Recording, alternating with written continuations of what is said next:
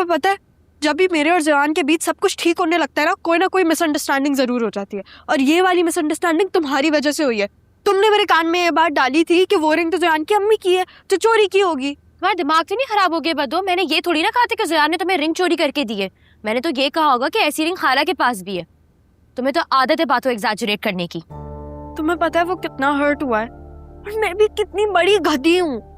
अब मुझे भी ये बात सोचनी चाहिए ना कि उसकी अम्मी की रिंग मेरी उंगली में कैसे पूरी आ सकती है। ताना दे के गया है वो मुझे कि मेरा आईक्यू कितना लो है। हाँ वैसे ये बात तो मैंने भी नहीं सोची। Why does life have to be so hard on me? क्या हो गया बद्दू, इतना परेशान मत हो। मैं ज़यान से बात करूंगी और वैसे ही वो मेरी बात सुन लेता है। वैसे तुम दोनों बहुत ही ज्यादा स्टूपिड और इमोशनल हो, एक दूसरे को स्पेस ही नहीं देते। और तुम उससे कितनी स्टूपिड बात करती हो, या तो तुम ज़ैनी से दोस्ती रखो या तो मुझसे दोस्ती रखो। ज़ैनी और ज़यान बहुत पुराने दोस्त हैं और दोस्तों की जगह भी अलग होती है। Their special. तुम्हें अपना कजन नहीं नजर आ रहा? कितना बुरा लगा था उसे रोहेल।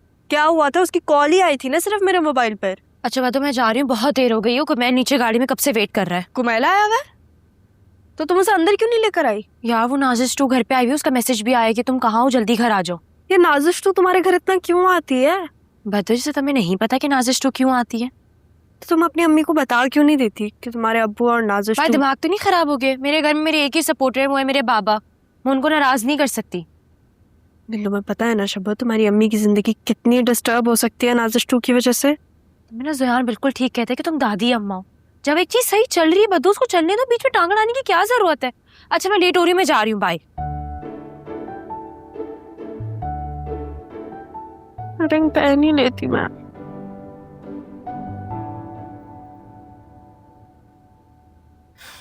चलो यहाँ आकर बैठो मेरे पास।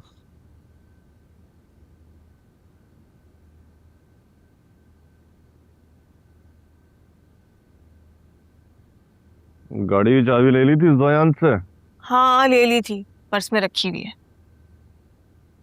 इतनी बुरी यखनी बनाई थी नाजिश ने, शायद जिस पतीली में बनाई थी उसके अंदर वो बर्तन धोने वाला साबुन लगा हुआ था। वो सामने बैठी हुई थी, मजबूरन मुझे यखनी की प्याली पीनी पड़ेगी।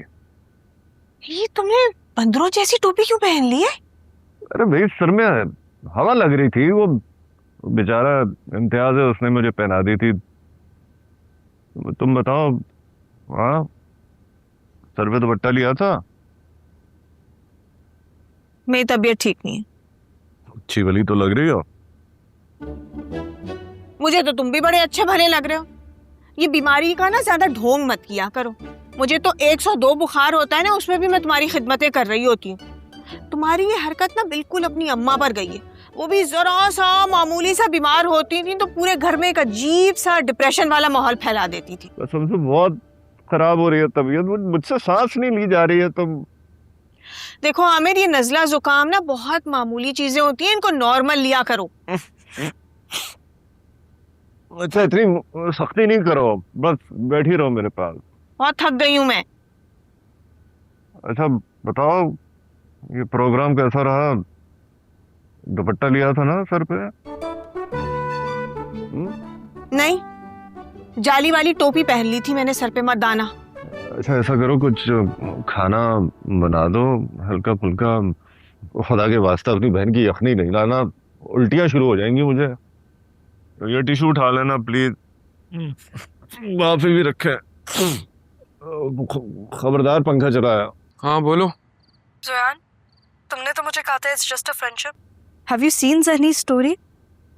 उसने कैसी स्टोरी लगाई हुई है तुम्हारे साथ? कितनी लवी डवी वाइब है उसमें। उसने मुझे कहा था आयशा के यहाँ ड्रॉप कर दो। मेरे पास अब्बू की गाड़ी थी, मैंने उसे ड्रॉप कर दिया। बस यही सच है उस वीडियो के बारे में। अगर तुम गौर से देखो ना तो मैंने कोई रिस्पॉन्स भी नहीं दिया था उसको, तो चुपचाप गाड़ी चला रहा था।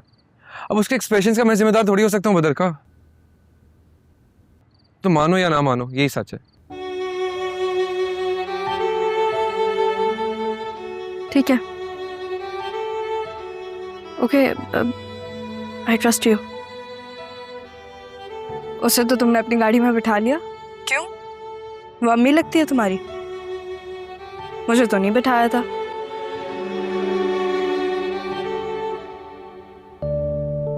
हाँ हम अम्मी नहीं, अम्मी अम्मी अम्मी अम्मी अम्मी अम्मी अम्मी नहीं अम्मी।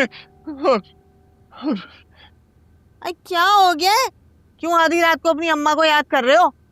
मैं क्या देखता हूँ कि एक बहुत खूबसूरत सी जगह पर दस्तरखान बिछा हुआ है और बड़े अब्बा बड़ी अम्मी अब्बा जान और वो सारे लोग जो मर चुके हैं उस दस्तरखान पे मौजूद हैं और मेरी अम्मी हाथ बढ़ाकर कह रही है कि गुड्डू आओ हमारे साथ बैठ जाओ। अच्छा, तो तुम्हारा कहने का मकसद ये है कि उस दस्तरखान पर कोई तुम्हारे खानदान की जिंदा हस्ती मौजूद नहीं है, हैं?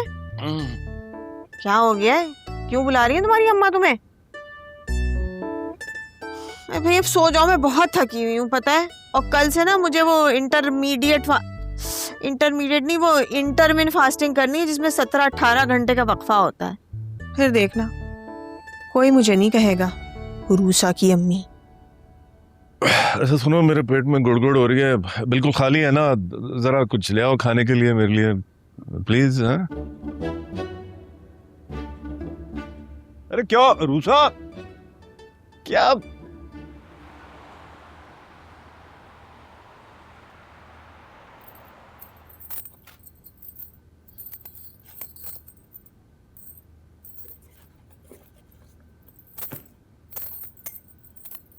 लगता है मेरी प्यारी अम्मी परेशान हो गई है मेरे अब्बा की जिंदगी में आने वाली 2 चुड़ैलों से। अब किसी के आने या ना आने से कोई फर्क नहीं पड़ता, और वैसे भी इतनी सीधी सादी जिंदगी गुजर रही थी, कोई तो ट्विस्ट आया इस फ्लैट और सादा जिंदगी में। अपनी मर्जी की और मजे की जिंदगी में अब जी रही हूँ। पता है, वो जो मेरी दोस्त की बहन के साथ मैं काम कर रही हूँ ना, उसने मुझे इतना अच्छा ऑप्शन दिया है। कह रही थी कि ये क्या पब्लिक ट्रांसपोर्ट में वक्त जाया करियो, अपने लिए स्कूटी ले लो। मुझे बड़ा अच्छा आइडिया लगा। लैला अम्मी, इतनी रिस्की सवारी, खुदा ना खास्ता अगर आप गिरविर आ गई तो फिर पता चलेगा आपको। तुम्हें पता है, मैं बहुत अच्छी साइकिलिस्ट थी, स्कूल के कंपटीशन में हिस्सा भी लिया था। पहली नहीं लेकिन तीसरी पोजीशन पे आई थी। बस मैं चलाऊंगी और शुरू में किसी से सीख लूंगी। तुम्हारी सादिया आंटी भी तो चलाती हैं, उनसे कहूंगी। मैं सुहान को कह देती हूँ ना, शिबा का कजन। अब सादिया आंटी बिजी होंगी। मम्मी आपको एक बात बताऊं, मुझे ऐसा लगता है कि पहले मेरी माँ का कैरेक्टर कोई और औरत करती थी, लेकिन ये जो नई एक्ट्रेस आई है ना, इतनी स्मार्ट और इतनी कॉन्फिडेंट, मैं हमेशा से ऐसी अम्मी चाहती थी। मदद करूं मैं आपकी? नहीं, मैं अपना काम कर रही हूँ, इसको बस पैक करके भेजना है। सही है। अरे वाह,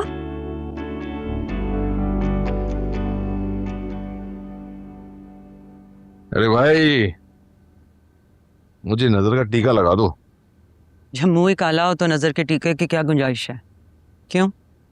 सबसे बीवियों की और सौतेली माओं की नफ्सियात एक जैसी होती है, और कभी कभी तो मुझे बीवी नहीं सौतेली माँ लगती है। जालिम जल्लाद हर वक्त नुक्ताचीनी कर रहे हैं। सारी सुतेली माएँ एक जैसी नहीं होती, जैसे सारे शौहर एक जैसे नहीं होते। ये भाई मेरे ऑफिस का पहला दिन है, प्यार से मोहब्बत से रुखसत करो ना। All the best. ये हुई ना बात। अच्छा सल्लू से कहना देसी मुर्गी मंगवा लेना मेरे के लिए। भाई कल की यखनी यूं ही पड़ी हुई है, कोई मैं देसी वैसी मुर्गी नहीं मंगवा रही, खुद खर्च कर लें वो। अरे यार तुम भी, ओए बहुत देर हो गई है मुझे। अच्छा मैंने उषा से कहा है कि मेरे लिए भिंडी बना दे कुरकुरी वाली, और थोड़ी सी दाल भी। मैं भी डाइट शुरू करने लगा हूँ। ये तुमने दूसरा फोन कब से रखना शुरू कर दिया? वो नई जॉब शुरू हुई है ना, तो वो पब्लिक डीलिंग है सारी की सारी, तो मैंने सोचा कि अब ऑफिस के जो काम हुए हैं उसी फोन से करूंगा मैं। ओके, चलो अल्लाह हाफिज। Good luck.